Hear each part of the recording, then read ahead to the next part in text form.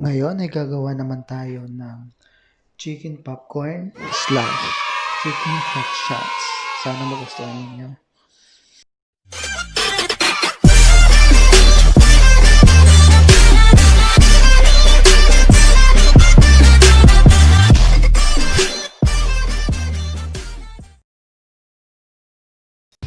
Simulan na natin. Ingredients para sa pang-marinate: chicken breast,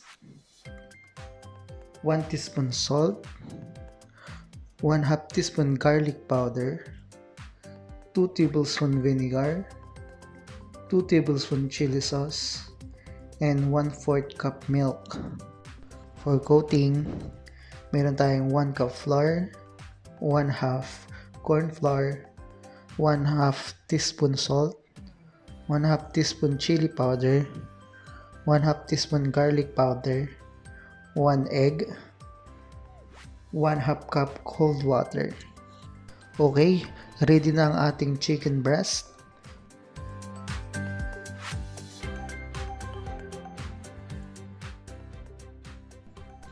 Lalagay lang ako ng vinegar.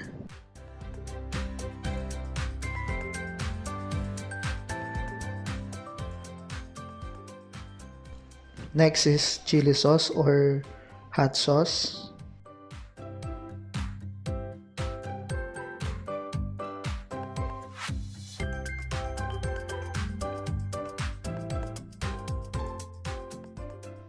Next is garlic powder.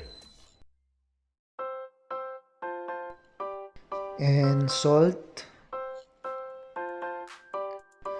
Then milk.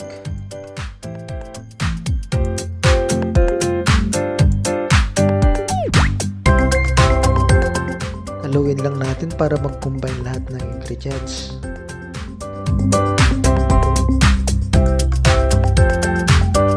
Then, i-cover lang natin. Tapos, i-fridge natin at least 1 hour. Habang inaantay natin yung minarinate natin, ngayon naman, i-prepare ko yung pang-coat natin. Meron tayong flour,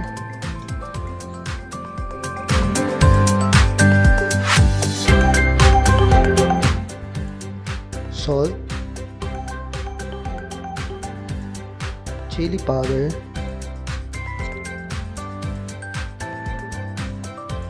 then haluin lang natin.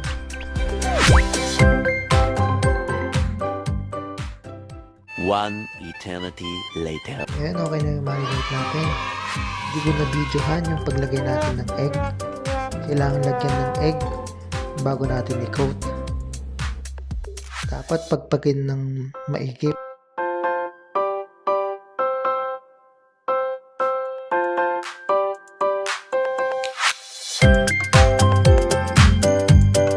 Then, ulitin lang natin yung procedure. Ngayon, maglalagay ako ng cold water. Then, uulitin ko ulit yung procedure. And then, coat ulit natin para maging crispy talaga siya.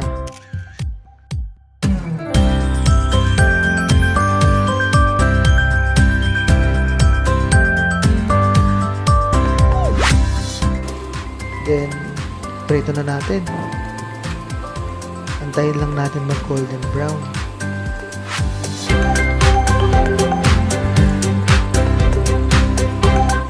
Hours later. Yan, golden brown na siya.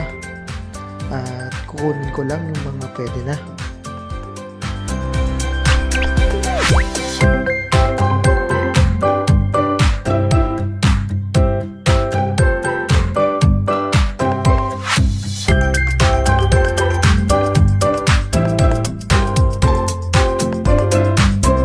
A few moments later.